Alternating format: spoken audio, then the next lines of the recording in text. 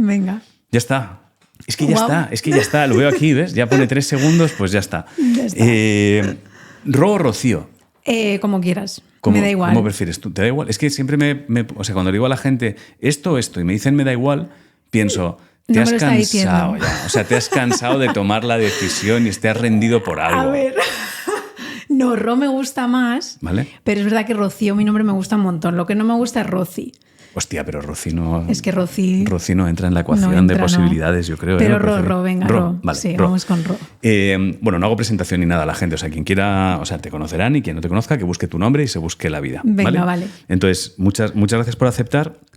Porque además tú y yo creo que solo hemos coincidido una vez en un sketch cuando estaba el programa. Se me ha metido algo en el ojo. Cuando estaba Wi-Fi Leaks, creo. Sí, eso es. Sí, ¿no? Hace muchos años. Aquello fue en 2018, porque yo acababa justo de salir del brote y tal. Y era como ¿Habías salido justo claro, ahí? Bueno, no justo ahí, pero yo salí en el 17. Vale. Y entonces ese fue el primer proyecto en el que me embarqué justo después. O sea, que cuando tú y yo nos conocimos, que sepas que yo no estaba ahí. O sea, no lo habías contado, ¿no? No. O sea, yo estaba tratando de remontar mi puta vida como fuera. Entonces, vale. si no hablamos, te pido disculpas porque mi cabeza estaba ni te preocupes, no noté nada raro. Fenomenal. O sea, de verdad. Disimulo guay, qué bien saber eso. Sí, lo disimulaste muy bien. Y luego no nos hemos vuelto a ver y mi segundo contacto contigo es el motivo por el que estamos hablando. Y entonces, ya te lo conté a ti, lo menciono muchas veces en el podcast, es a veces lanzo la pregunta a la gente de, oye, ¿hay alguien a quien te gustaría escuchar aquí? Y tu nombre es uno de los que salió. Entonces, qué guay. Yo me lanzo a preguntarte si te vienes, vale. Pero para serte sincero, no sé el motivo por el que estamos hablando. Es decir, no sé qué es lo que ha hecho que la gente diga, habla con ella, porque claro, la gente te tiene lo dice cosas. Y tú dices, bueno, vale, pues claro, yo lo que digo es, algo tendrá, ya está. Y entonces directamente contacto con vosotros y cuando me decís sí, me monto la película de, pues algo debe tener, ya está. Claro. Pero no sé, ¿qué es lo que crees que ha hecho que la gente le lleve a pensar, habla con ella porque ella ha estado en cositas? Pues yo creo que porque he hablado mucho sobre salud mental. Vale. En mis redes. Y además... Es agua, ¿eh? Perdón. ¿Es agua? Sí, puedes beber. O sea, vale, es agua para ti también. Que ha aparecido una cerveza de repente. Digo, hostia, no sabía yo esto. Aquí alcoholizándonos a las 11 de la mañana. Perdón, joder. No pasa nada. Que yo creo que porque empecé a hablar de salud mental en mis redes y sobre todo en mis vídeos de YouTube muy pronto. O sea, me pareció a mí muy pronto porque era 2018-2019.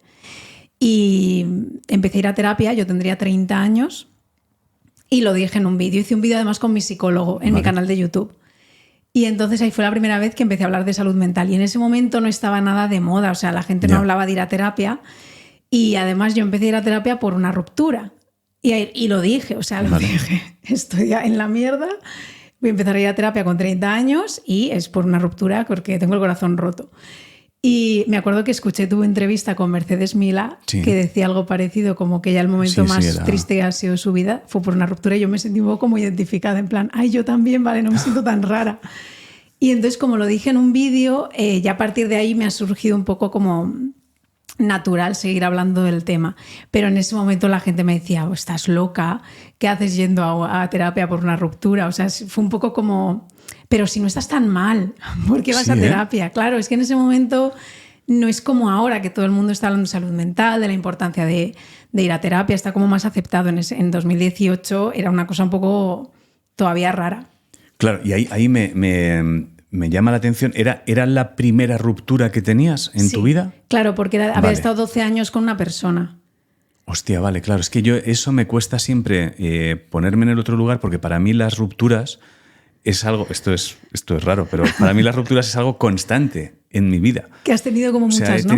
He tenido muchísimas rupturas, muchas. Entonces, la gestión de las rupturas al final nunca ha sido algo que me haya llevado como a bloquearme por completo. O sea, me ha desestabilizado ciertas parcelas de la vida y te genera cierta ansiedad, descontrol, no entender, pero siempre ha sido como bueno, pues no nos entendíamos y ya está. Entonces, soy incapaz de entender dónde te lleva una ruptura de ese tipo la primera vez, porque claro, además hablamos de una relación muy larga. Claro, yo no he tenido relaciones de 12 años. Claro. Yo creo que es porque no es la única razón por la que acabas yendo a terapia. O sea, creo que no, que igual sale por ahí porque de repente te das cuenta que, en mi caso fue que yo me sentía muy perdida, me sentía que había perdido mi identidad, que realmente no sabía quién era, ¿no? Como que tenía que volver a conocerme. Y a raíz de ir a terapia, digamos, por esta razón, por la ruptura, me di cuenta que realmente yo lo necesitaba por otras razones que estaban ahí un poco como escondidas. Entonces creo que fue como la punta del iceberg, como, vale, estoy triste por esto, pero realmente en cuanto voy a terapia me doy cuenta que había muchas cosas que no había hablado, que no había gestionado, ya sea de mi niña interior, del pasado, de cómo me sentía, cómo me relacionaba. O sea, yo creo que al final te das cuenta que por las vivencias pasadas y por todo lo que has vivido, pues te relacionas con las personas de una manera o de otra. No. Y entonces eso también lo tuve como que aprender. No relacionarme desde el abandono, no relacionarme desde el... esta es la única persona que me va a querer, porque, bueno, ¿quién me va a querer a mí, no? Entonces yo me relacionaba mucho desde ahí, desde el no sentirme sola, desde el necesitar, más que desde el, oye, me complemento con esta pareja y estamos genial.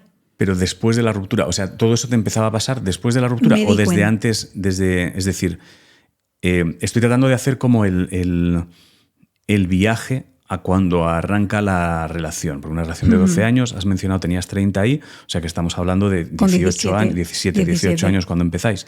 Entonces, no sé si lo que mencionas ahora de aprender a relacionarme desde el nadie me quiere, etcétera, etcétera, etcétera, te refieres a cuando arrancas, o sea, ya a los 17 años te relacionabas así, o si a los 30 empezabas a relacionarte así. No, al revés. Me di cuenta que me había relacionado desde ese punto. ¿Siempre? Sí. O sea, entendí por qué pues había dejado pasar pues ciertas actitudes o ciertas cosas que a día de hoy yo no dejaría pasar, y es por eso, por el miedo, el abandono, el miedo a estar sola. Hostia, y te puedo preguntar, si en algún momento alguna pregunta que es no me puedes preguntar, me dices no me puedes preguntar. Venga, vale. Ese miedo al abandono viene por algo de más niña, o sea, en tu vida has tenido alguna especie de abandono. No con mis padres, pero sí en el sentirme sola, tanto en el colegio como igual la relación con mis padres no era súper cercana. Vale. Entonces creo que surgieron varios... Cuando yo estoy yendo a terapia, obviamente, me di cuenta que desde niña yo tenía un miedo enorme a estar sola, ya sea en clase, con la relación con mis compañeros, y era mucho... mi forma de relacionarme era muy desde el complacer, desde tengo que encajar a cualquier coste. Y al final, cuando intentas encajar a cualquier coste todo el rato, ya no solo lo extrapolas a cómo te relacionas y cómo te enamoras, sino que también en mi trabajo, también en el contenido que yo creaba, incluso en las relaciones que tenía en la universidad. Era siempre como desde el olvidarte de ti y decir, vale, es que tengo que encajar aquí porque yo no quiero estar sola y es que tengo que tener amigos y tengo que tener...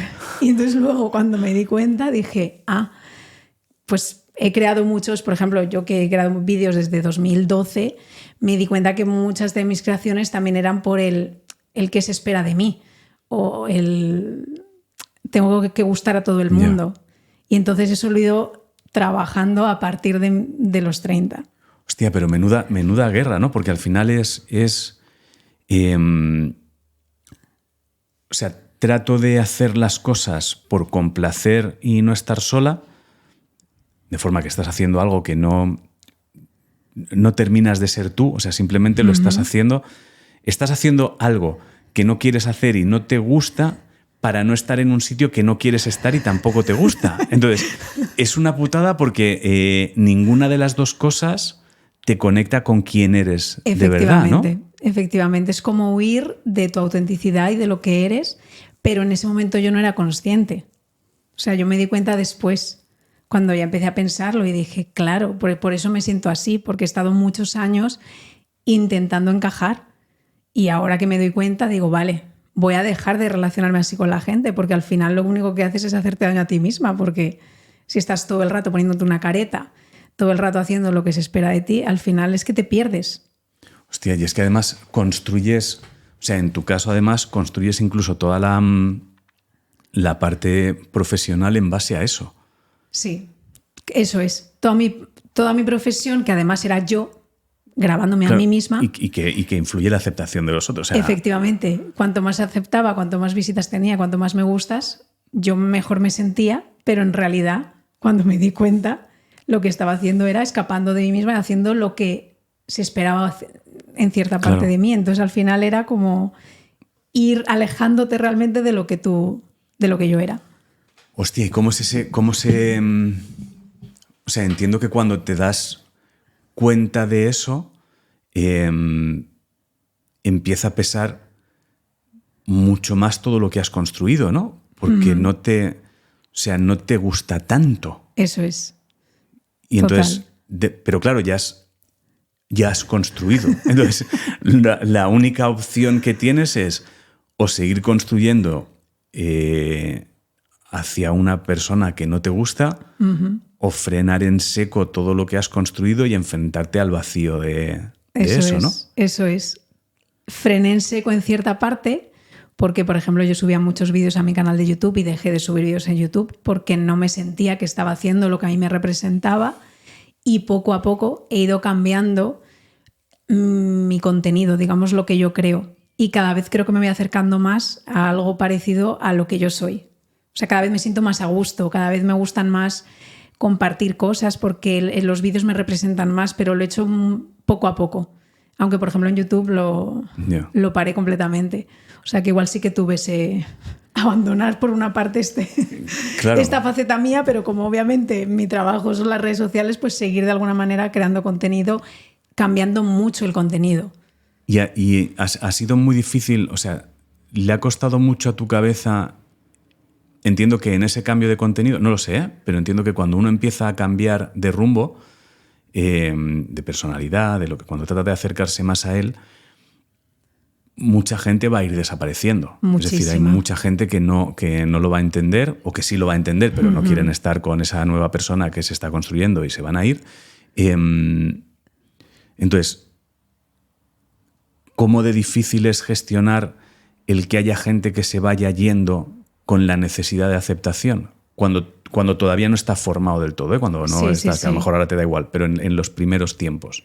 Pues fue gestión, yo iba a terapia en ese momento, y fue gestión sobre todo del ego, porque en realidad lo que perdía, digamos, son números, ¿no? Son likes. Y tengo que hacer un trabajo de decir, ¿esto significa que yo valgo menos?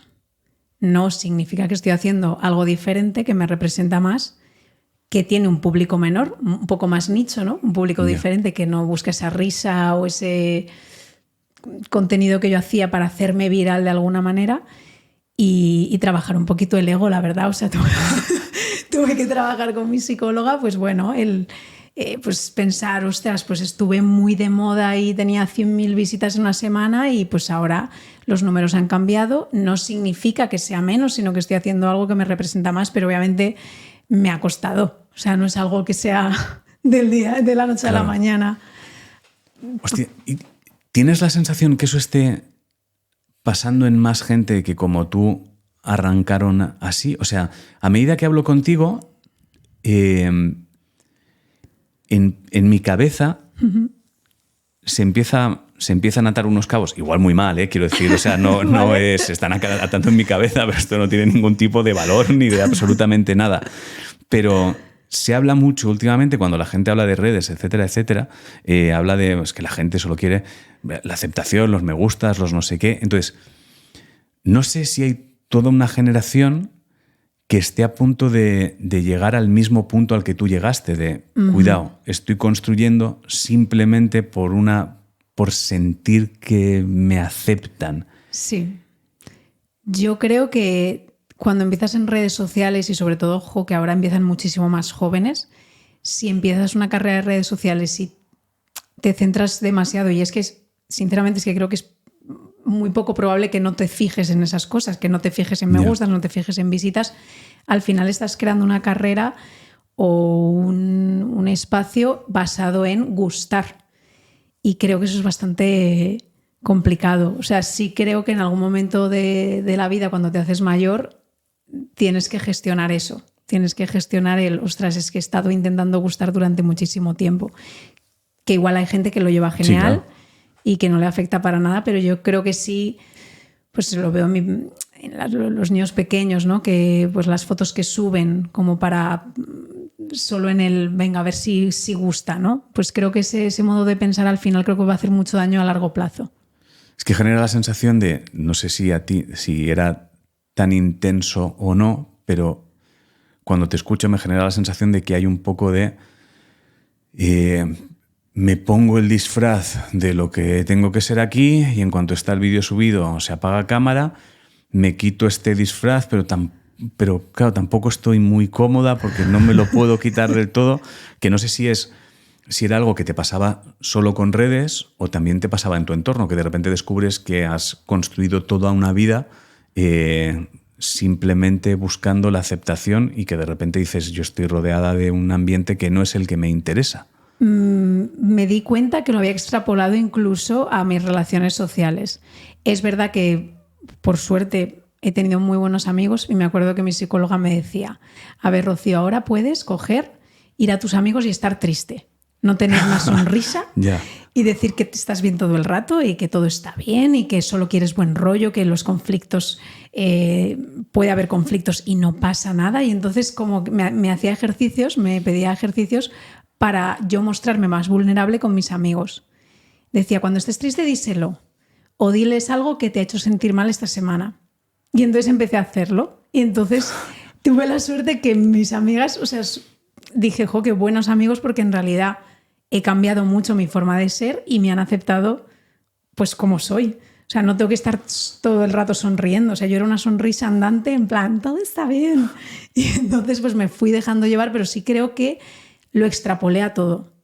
Hostia, es que ahora que dices eso no lo había pensado. También debe haber una relación. O sea, cuando alguien construye buscando la aceptación, o sea, el no sentirse solo y estar rodeado de gente, claro, entiendo que cualquier cosa que a ti que para ti fuese un problema, una angustia o un agobio, lo que sea, claro, no lo cuentas por el miedo a ver si ahora me voy a convertir en un estorbo, ¿no? Sí, a ver si ahora voy a molestar. A ver si ahora voy a molestar. Ese era mi mayor miedo, o sea, yo no quería molestar ni a mis padres, o sea, yo a mis padres nunca les he dicho estoy mal, cuando lo he estado mal. O sea, obviamente todo el mundo ha pasado malos momentos, pero era como intentar disfrazarlo. Claro, pero entonces la sensación de soledad se multiplica por millones. Totalmente. Es al revés, tú intentas. Claro. Al final te viene peor, porque tú intentas disfrazarlo como para no crear un problema, pero al final te sientes aún más sola. Entonces, claro, lo tuve que cambiar. Hablé con mis padres y todo, o sea, realmente ha sido un trabajo con mi entorno también, de contárselo a mi pareja, de contárselo a mis amigos, a mis padres. Es que me recuerdas mucho, salvando mucho la distancia de la situación y el caso, ¿vale? Me recuerdas mucho a alguien con quien hablé y de repente tenía un problema, o sea, era una mujer que había sufrido maltrato y tal, y estuvimos hablando acerca del maltrato y algunas.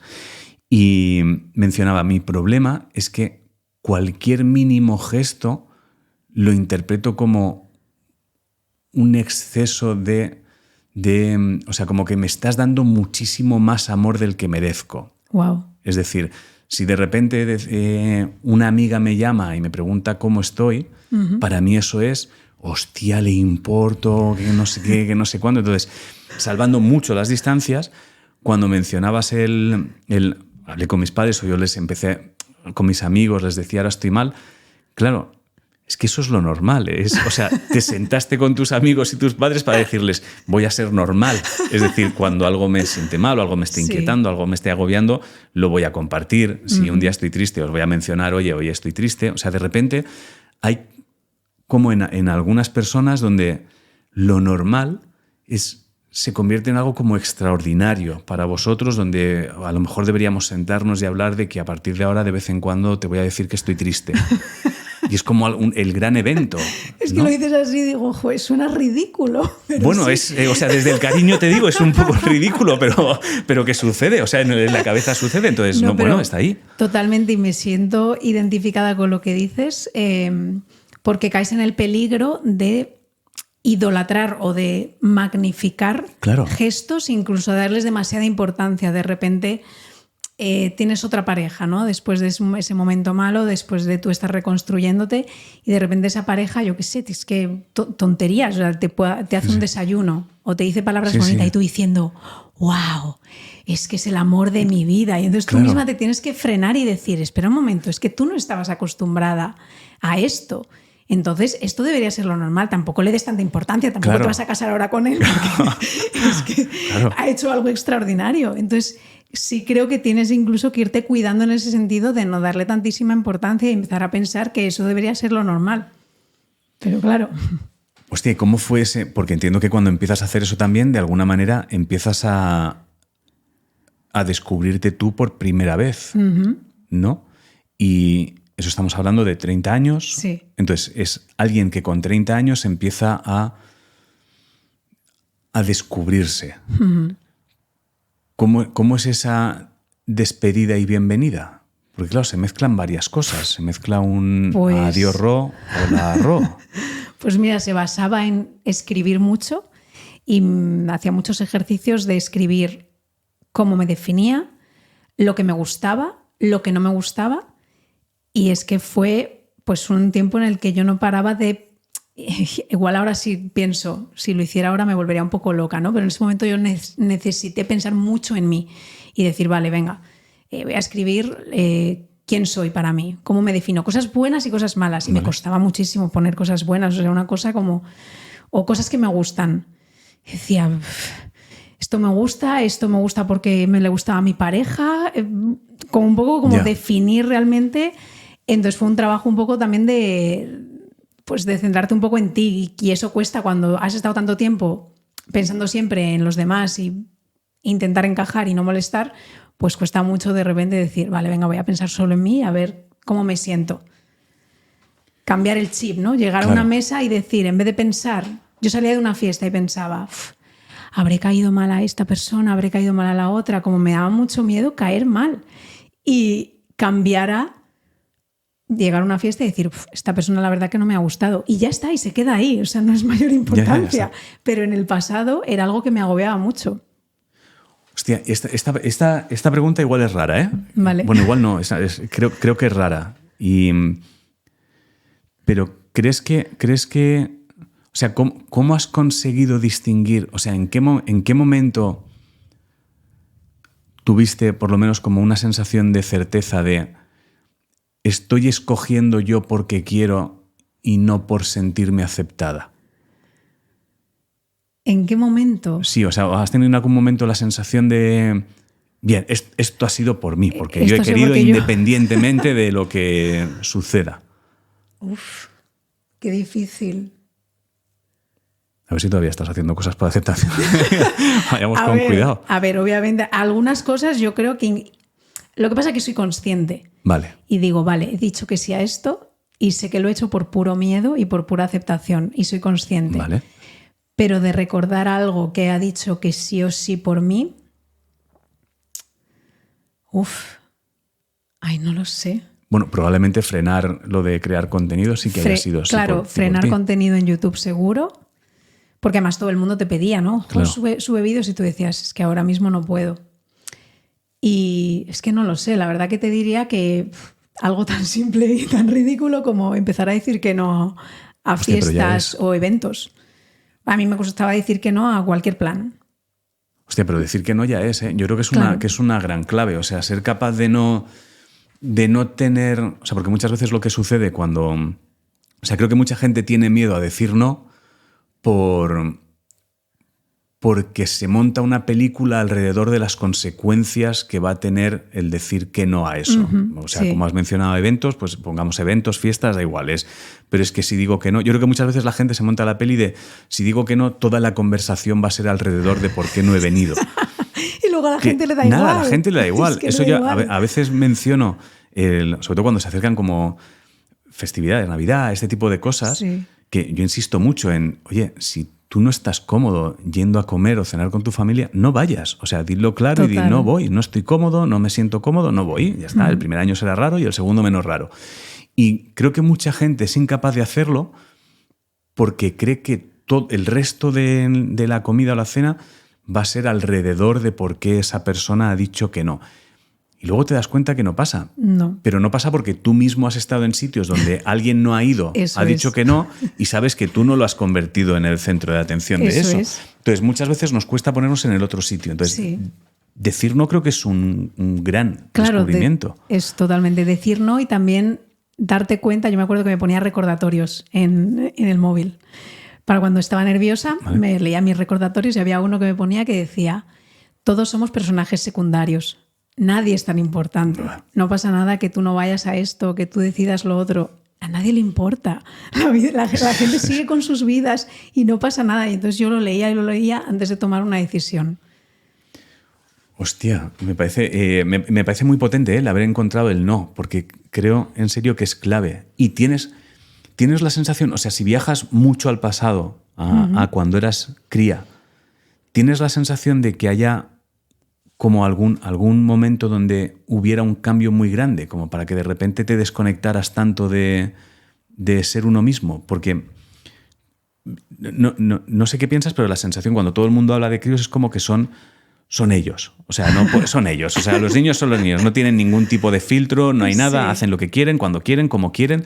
Entonces, intuyo que siempre hay algo que hace que un niño, que como son todos los niños, va a su Sí. puta bola y hace lo que quiere, sucede algo que le hace un clic.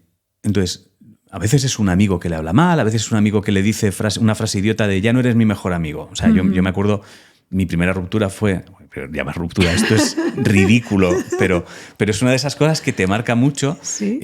Creo que fue, si no recuerdo mal, debía tener 7, 8 años por el sitio Vale. donde vivía. Y entonces yo tenía una novia, íbamos de la mano de vez en cuando y nos dábamos algún beso en la mejilla. Y recuerdo un día que estábamos sentados y ella le fui a dar un beso en la mejilla y me dijo, no, ya no puedes. Y le dije, ¿pero por qué? Y me dijo, porque ahora mi novio es otro. No. Y a mí eso fue como, hostia, de repente descubrí que la gente... frustración. No, descubrí que la gente puede cambiar el tipo de relación que tenéis. O sea, que no vas a Sin ser... tomarte- sin sin que preguntarte. tú decidas nada. Es decir, alguien puede decidir que ya no sois novios, ya no sois mejores amigos, Eso ya no es. sois... O sea, lo puede decidir otra persona. Entonces, no sé si para ti hay un momento que viajas a niña y dices, pues igual esto fue algo que me hizo como una cicatriz. Sí, yo creo que fue en primaria también, imagino que cuando tendría 8 o 9 años, porque había una chica en clase que era típica como mean girl, como muy antipática, ¿no? Hacia todas. Y entonces me acuerdo que yo estaba contando una anécdota, es que además se me quedó como muy grabado, estaba contando una anécdota súper inocente que cuando yo era pequeña me llamaban miguitas porque me comía las migas del suelo. Y entonces yo lo estaba contando con toda mi ilusión como qué divertido, porque mi familia siempre lo cuentan como algo divertido. Y dijo ella, por eso estás tan gorda. Y a mí esa frase me rompió. O sea, a mí esa frase yo era la más, no estaba ni mucho menos súper Vale. gorda, pero era la más gordita de clase. Y claro, a mí eso me hizo pensar como, ¿sabes cuando ves los vídeos que los niños no son conscientes de cómo son? Ya. De su físico, porque en tu casa te han dicho qué guapa eres. Sí, no te planteas, que no claro, te planteas, no te planteas nada. cómo te leen los otros. Claro. Y de repente esa niña te hace sentir o te hace pensar en cómo te están leyendo y de repente tú eres consciente que eres la gorda. Y yo no había sido consciente hasta Hostia. entonces. Y claro, yo me quedé como, wow, qué manera de hacer daño a una niña y en ese momento de decir, como ese momento de ruptura, de decir, claro, en mi casa me están diciendo todo el rato que soy guapa y de repente aquí en clase me están diciendo lo contrario. Entonces creo que esa fue de esa frase que me hizo, uff. Hostia, pero yo creo que si la gente hace repasos a su infancia, se va a encontrar con momentos reveladores de ese tipo, ¿eh? Porque, claro, yo no había pensado nunca en... Hostia, me acabas de traer un recuerdo que tenía bloqueado. O sea, no bloqueado, pero es verdad que me marcó durante mucho tiempo y tiene mucho que ver con eso que mencionas y es... O sea, me parece súper potente lo que has dicho de tú no te planteas cómo te ven los otros. No Eso te lo has es. planteado nunca. De No. niño no te planteas cómo te ven los otros. Tienes amigos o tienes enemigos, pero no te planteas cómo te ven ni tus amigos ni tus enemigos. Eso es. Entonces, claro, que alguien llegue y te diga, por eso estás gorda, es... Vale, esto ya se ha hablado. Fuera de aquí todos han hablado, ha habido una especie de reunión donde yo no estaba y se ha decidido que yo soy la gorda. Y me ha desbloqueado una cosa que a mí me sucedía cuando era crío. Yo tenía muchísimo acné, muchísimo. O sea, Todo. O sea, Vale. todo el que no tenían los demás lo tenía yo. Era una Vale. salvajada la cara. Vale. Y yo creo que ciertas marcas que hay debajo de la barba son de eso, pero esto ya es medio paranoia mía. Pero muchísimo, ¿eh? No estaba acomplejado, a lo mejor me daba un poco de apuro cuando llegas a la adolescencia, porque tus amigos no tienen y tú un poco sí, pero recuerdo que una vez uno se me acercó y me dijo cara paella. Y me destrozó. Hostia. O sea, es verdad que me destrozó, porque de Normal. repente la imagen es muy potente. La imagen Claro. es, no hay un solo rincón donde no haya un grano. Claro. Entonces, eso es verdad que me generó una ansiedad nueva. Y entonces, creo que a partir de ahí sí que empecé como a intentar cremas, tratamientos. Me quemé la cara una vez con una cosa que no Ahí, me con podía los poner. O sea, tratamientos el terror, famosos. el horror. Y claro, no había pensado que es verdad que hasta que él mencionó eso, el agobio solo era mío. O sea, la sensación era mía cuando me miraba al espejo, porque pensaba, tengo muchos granos, mis amigos no. Pues esto es peor. Pero el hecho de que él lo dijera, es verdad que me sentí como vale, que yo soy el carapaella aquí para todos, independientemente de que seas mi amigo o no. Claro. Que es visible para todos y yo no me he dado cuenta que la gente se Claro. había fijado. Hostia, pero eso, claro, fíjate, estamos hablando de hace, no sé, hace muchos años, da igual, no existían las redes. Entonces, ahora mismo, esa sensación de creer que todos piensan de ti lo que diga una persona, con las redes se multiplica por infinito. Claro. Porque te dejan un comentario. Claro, en el momento en el que tú compartes una fotografía, no estoy pensando tanto en adultos, porque los adultos ya deberían haber intentado hacer cierto trabajo para que eso no suceda, pero claro, si tú eres un crío con acceso a redes sociales de forma muy temprana, las posibilidades de que te lleves una hostia que te marque para siempre y te complique la vida son muy altas. Claro, aumentan. Porque como que la gente no tiene filtro. Yo por eso cuando veo a niños en redes pienso, ojalá el público, ¿no?, el que lo ve sea súper respetuoso y no ponga algo negativo, porque si no, ese niño o esa niña si lo lee, le puede hacer mucho daño. Y entonces, ¿tú crees? Y a partir de ahí tú tienes la sensación de que empezaste a cerrarte mucho más y que ya te Sí. empezabas a relacionar buscando un poco o sea, desde el soy gorda, aceptarme. Claro, desde el intentar adelgazar, desde no hacer comentarios sobre, pues obviamente esa historia no la volví a contar. No, claro. Bueno, a mí me hacía gracia, pero ya no la dije más. E intentar, obviamente, encajar. Y ahí me di cuenta que el resto de chicas eran más delgadas y que yo tenía que llegar a cierto estándar como para no llamar la atención. Claro, para mí era como un horror encima llamar la atención por mi cuerpo. Era como, ay, yo no quiero ser así, yo quiero ser como el resto y así que nadie piense en mí por ser más grande. Hostia, Entonces, pero es que es muy tramposo porque en realidad te pusieron un filtro que no era real. O sea, empezaste a ver el mundo desde un filtro que era falso. O sea, cuando has dicho el resto de chicas eran más delgadas que yo, da igual, ya no lo sabremos siquiera, Claro. da lo mismo. Igual erais idénticas, pero da igual, tú ya estás con el chip de yo estoy en otro mundo claro, distinto. me han puesto esta etiqueta, ¿cómo me la quito? ¿Y ahora? O sea, ¿en qué lugar estás ahora? O sea, ahora estás realmente con la sensación de sí estoy construyendo, o sea, está siendo mucho esfuerzo todavía. O sea, ¿cuánto tiempo llevas más o menos en el proceso de intentar conectarte contigo? Desde que empecé a ir a terapia a los 30, Vale. no he ido todos los años ni mucho menos, he ido yendo en los peores momentos en los que sentía que necesitaba apoyo, pero ahora, por ejemplo, ahora mismo, si me preguntas, me encuentro muy cómoda. O sea, sé que hay cosas que todavía acepto por miedo, no porque digo, bueno, no he sabido decir que no pasa nada, Rocío. Venga, me dio una palmadita a la espalda, lo hago y me lo apunto. O lo hablo con mi mejor amiga, le digo, tía, he dicho que sea esto, no debería, pero bueno, ya está, ya lo sé. Y también como, venga, sigue adelante, o sea, tampoco me voy a quedar ahí latigándome.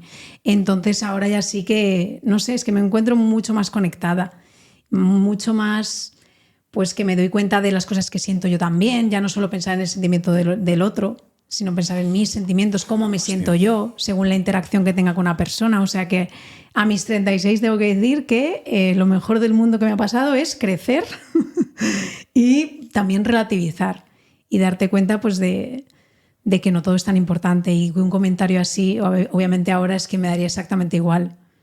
Hostia, es que acabas de decir una cosa que tampoco había pensado, diciendo el no priorizar, o sea, no buscar la aceptación en base a la emoción del otro, o sea, que no... Claro, Hasta ahora, cuando hablábamos de aceptación, estaba pensando en, bueno, trago porque quiero estar aquí, trago, no pasa nada, esto no me gusta mucho, pero de repente me has abierto una puerta a un lugar que complica todo un poco más para quien está en esa situación, que es actuar para que el otro esté bien. Eso es. A coste de tu emoción. Es decir, Claro. Entonces, claro, es embarcarte en ciertas cosas o hacer ciertas cosas sabiendo que a ti no te van a hacer ningún bien, ¿no? Sí, lo que pasa es que yo creo que no lo sabes. O sea, como que yo cuando hacía eso no era consciente que a mí me venía mal. ¿Sabes? Vale, o sea, Realmente tú- a mí me hacía bien porque Vale. yo lo que quería era encajar y era que la otra persona se sintiera bien. Vale, o sea, pero no modificabas tú, o sea, no tenías la sensación de estar en contradicción con tus emociones, por Claro. así decirlo. No, Vale, no. vale. Para mí era como lo que tenía que hacer y obviamente pues esa era mi función. Y agradar, ¿no? Y intentar que sea todo un ambiente seguro. Y si me decían algún comentario, pues en vez de afrontarlo y decir, oye, esto no me ha sentado bien, ¿qué haces? Callarme, porque como iba a crear yo un conflicto. Ya. O sea, siempre he tenido mucho miedo al conflicto, al crear un momento incómodo. ¿Sabes? Ya. Y entonces, en vez de crear un momento incómodo, me como yo ese comentario o esa cosa que me ha sentado mal y me la voy guardando. Entonces, claro, hasta que al final te das cuenta que dices, jo, es que si hay un momento incómodo, una persona crea un momento incómodo, ¿por qué no vas a tener tú el derecho de decir, oye, perdona, a mí me hablas bien o esto Ya. igual te ha sobrado? Es un poco quitar el miedo a que piensen mal de ti. ¿Sabes? Que piensen, jo, es que está siempre se enfada, o siempre salta. Pues sí, Bueno, pues igual tiene- necesito claro. saltar a veces. Sí, bueno, pero hasta ahora tenía sentido porque era como no quiero que pienses que siempre salto porque necesito estar aquí para Eso sentirme es. bien. ¿Y cómo llevas la parte de...? Porque claro, entramos a la aceptación por evitar la soledad, ¿no? ¿Cómo llevas la parte de soledad ahora? Bastante bien. O sea, sí, ¿no? Sí, es como pero- una de las grandes peleas que tiene la gente. Ya. Yo es que creo que me doy cuenta que me gusta mucho estar sola. Vale. Entonces, al haber hecho paces conmigo de alguna manera y conocerme un poco, joder, al final he hecho un trabajo de autoaceptación fuerte. Entonces, al haberme conocido más, me he dado cuenta que yo necesito estar sola. Y eso encima me hace sentir menos sola. O Ya. sea, me refiero, hay veces que yo necesito mi espacio de no estar con nadie, de no hablar con nadie, de tomarme mi tiempo para estar en mis pensamientos, porque también eso me hace estar como más libre, como más tranquila. Bueno, Y te luego- permite ordenar, ¿no? Entiendo también. Claro. Y sí me doy cuenta que hay gente más social, que le gusta estar más rodeada con gente, hacer planes sociales, y yo me gusta estar en casa muchísimo. Y cuando salgo son específicos momentos que me permito socializar y ahí sí tengo ganas, porque digo, venga, vale, ahora sí voy a socializar. Pero me he pasado a lo contrario, o sea, me he pasado al opuesto. Me gusta más estar sola y elegir cuándo quiero socializar. Pero puede que tenga que ver, ¿no? Quiero decir que al final si uno ha estado como construyendo mucho alrededor de ser aceptado y por no estar solo, entiendo que en el momento en el que se conecta con él mismo, no va a estar más cómodo con nadie que con él.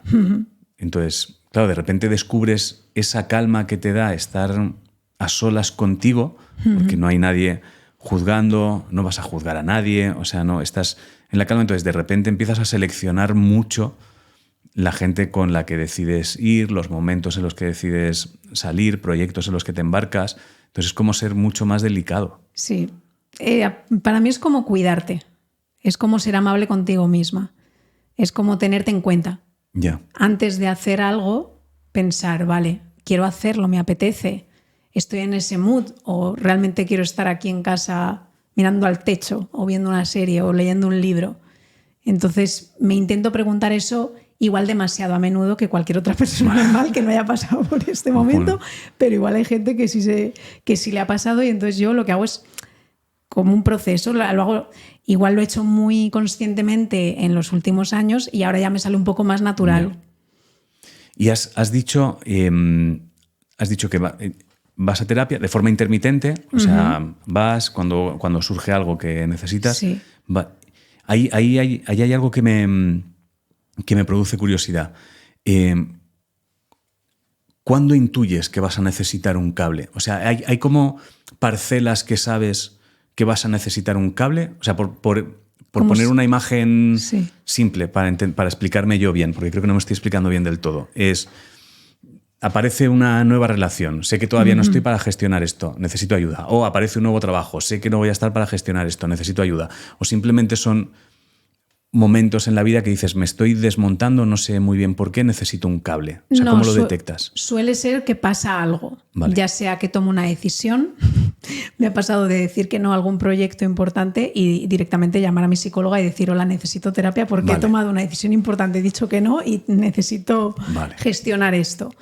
Siempre ha sido por cosas que han sucedido. No ha sido previo a, sino normalmente suele ser post. O sea, cuando yo ya he hecho lo que he tenido que hacer y digo, me encuentro mal, no estoy durmiendo bien. Suele haber señales, por ejemplo, despertarme por la noche porque no puedo dormir y tener mucha ansiedad, que mi mente no pare de pensar, estar un poco enfadada, como irascible. Y entonces ahí es cuando ya digo, vale, necesito ir. Pero suele ir... o sea, ha pasado algo que me ha hecho despertar esas sensaciones y entonces digo, venga, voy. Y suele ser... o sea, cuando vas, o sea, tomas la decisión, ¿vale? Empiezas a tener los síntomas de duermo mal, ansiedad, no sé qué. Ha pasado esto, necesito ir, bla, bla, bla. ¿Tienes la sensación de que si haces una especie de balance en general de todas las veces que ha pasado eso, ha sido... lo que te han contado, lo que ha pasado después, etcétera, etcétera, ¿tienes la sensación de que siempre sucede porque necesitas tener la certeza de que has hecho bien? Esa es muy buena pregunta, Ángel. A veces creo que sí. ¿Sí, no? A veces creo que sí, claro, porque yo me doy cuenta que necesito demasiado feedback. Vale. O sea, yo soy la típica que hace algo, rollo un trabajo, me contratan, voy ahí, hago un rodaje, 1 hora, hago mi texto. La gente suele hacer su texto y se va a su casa. Sí. Y tiene su opinión de lo ha hecho. A ti te pasará, lo he hecho bien o lo he hecho mal. Sí, ya está. Pues yo probablemente pregunte al de luces o a la de guión, oye, ¿os ha gustado? Es que me pongo muy nerviosa en ese momento. Digo, joder, de verdad, ¿por qué? Entonces, mis amigos ya lo saben y se ríen. Bueno, y mi pareja, o sea, cada vez que le pregunto, ¿crees que está bien? Y ya me dice, creo que esa decisión la tienes que tomar tú. Creo que hemos llegado a un punto que ya sabemos que cuanto más tomes esa decisión y no tengas esa respuesta, mejor te va a ir. Entonces también trabajar, no pedir ese feedback. Entonces creo que sí, a veces tristemente, ha sido porque necesito que mi psicóloga me diga, está todo bien, pero ¿qué pasa? Que nunca te dice eso. No, claro. Entonces pues simplemente trabajas un poco más... pues el por qué te molesta o por qué te pone nervioso haber tomado esa decisión, por qué te da miedo haber dicho que no, pues te pones a escribir, venga, ¿por qué me da miedo? ¿Va acorde a mis valores? Ostras, pues sí. Pues entonces no hay una consecuencia, no sé, nadie se va a morir, ya está, no pasa nada. Vale. Es que me da la sensación de eso, de que siempre hay como un proceso ahí donde aunque nos propongamos ciertos cambios y estemos muy a tope con eso y tengamos la sensación de ya estoy, hay como restos de muchos años que tardan muchísimo más en irse, mucho más. Y entonces no te queda más remedio que enfrentarte al vértigo que producen ciertas cosas. No hay plan B, hay nada. Eso es lo único. Tomas la decisión, te enfrentas al vértigo, ves que no ha muerto nadie, tomas la siguiente decisión, te enfrentas al vértigo, ves que no ha muerto nadie y así hasta que se convierte en algo rutinario. Eso es, hasta que te acostumbras. Claro. Ahí me decía mi psicóloga, lo mejor que puedes hacer es tomar decisiones todo el rato sin preguntar nada. Claro. O sea, yo preguntaba hasta la ropa que me iba a poner para ir a un sitio, me ponía muy nerviosa y preguntaba a mi mejor amiga, ¿qué me pongo? Me decía mi psicóloga, mañana tienes que decidir tú la ropa. O sea, de verdad, te digo con cosas muy estúpidas que pueden sonar como muy simples. Y ahora, pues cuando acabe el podcast, lucharé por no preguntarte, ¿te ha gustado? Y yo no te diré nada. Además es que no te lo diré, no te pienso decir nada si me ha gustado o no me ha gustado. No te voy a decir nada. Ron, no te voy a robar mucho más tiempo. Solo hay 2 cosas que sí que me gustaría preguntarte por si acaso. Os las suelo preguntar a casi todos. No el casi todos porque algunos me merezcan más que otros, sino porque a veces me acuerdo y a veces no. No tiene más. Vale. O sea, siempre, no quiero terminar la charla sin sin preguntarte si tienes la sensación que hay algo que quieras mencionar o que digas, hostia, pues venía porque me apetecía mencionar, contar esto que creo que puede ser útil o algo así y no hemos transitado por ahí, no dejarlo ahí como en la recámara, que no se quede de estas cosas que uno se monta en el coche y dice, he dicho esto que quería decir, hostia, por si sirve de algo. La verdad que no venía con ninguna idea, venía Genial. a hablar contigo, Guay. O sea que yo creo que está todo bien. Guay.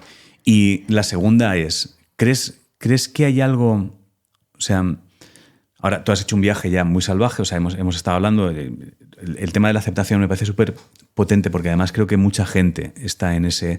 Creo que, fíjate, no sé si me atrevería a decir que casi todos en algún momento de nuestra vida hemos estado en esa fase donde hemos hecho algo simplemente buscando la aceptación. A lo mejor Totalmente. a lo mejor no ha sido nuestro leitmotiv, por así decirlo, pero creo que todos en algún momento hemos pasado por ahí. Es verdad que si solo ha sido puntual, pues corregir después es menos complicado. Pero en tu caso tengo la sensación que desde muy pronto has ido construyendo siempre en busca de esa aceptación. Entonces, ahora sí que has hecho un trabajo muy grande para estar saliendo de ahí, es decir, ya no estamos en la primera semana de dejar de actuar buscando la aceptación. Entonces, no sé si hay algo que hayas descubierto que creas que te hubiese venido muy bien saber cuando toda esta movida empezaba. O sea, trato de pensar en alguien que pueda estar ahora mismo en un momento de que haya escuchado esto y diga, a lo mejor yo estoy en esa movida y no me estoy dando cuenta. Y no sé si hay algo que creas que es una información que digas, esto hubiese sido guay saberlo, para detectar, para entender, para darme cuenta, para empezar como a cambiar, no lo sé. Pues yo diría que si se ha sentido alguien identificado o que se siente un poco que está intentando encajar demasiado y se siente perdido o perdida, que no hace falta ni ir a terapia, sino que se tome su tiempo de sentarse a definirse. Que te puedes sentar y escribir y un poco montarte tu propia película de quién eres. Porque al final tú eres quien te apetezca ser en cada momento. Sí. Entonces creo que a mí me hubiese gustado mucho hacerlo muchísimo antes. Y sobre todo que a veces pensamos que pensar en ti misma te convierte en egoísta, ¿no? O sea, como, joder, qué egoísta, ¿no? Está pensando en sí misma. Pero que en realidad es muchísimo menos egoísta porque una vez que tú piensas en tú misma tienes todo claro, entonces tienes espacio para cuidar a otras personas, para pensar en tus amigos, para tener incluso detalles. Cuando estás conectado, creo que das espacio a conectarte con otros. Mientras que si estás todo el rato intentando complacer, al final esa conexión es falsa. Yeah. Porque no hay ninguna conexión. Estás intentando simplemente encajar en el molde. Entonces yo creo que se den ese tiempo de decir qué te gusta, qué no me gusta, quién soy, cosas buenas, malas, cosas buenas. Preguntar a tus amigos, incluso si te cuesta. Yo preguntaba a mis amigas, oye, ¿cómo me definirías? Para yo saber cómo me veía la gente o cómo era. Porque me costaba incluso eso. Esto te estoy hablando hace 6 años, sí, pero que sí que me costaba saber cómo era para mis amigas. No voy a añadir nada porque yo solo lo estropearía. Entonces, Ro, muchas gracias por haber aceptado venir a charlar. Me ha hecho muchísima ilusión. A mí que también, lo sepas. Joder, a mí también, muy guay. Voy a darle a cortar a esto y me despido de ti ya en condiciones, sin que nadie escuche.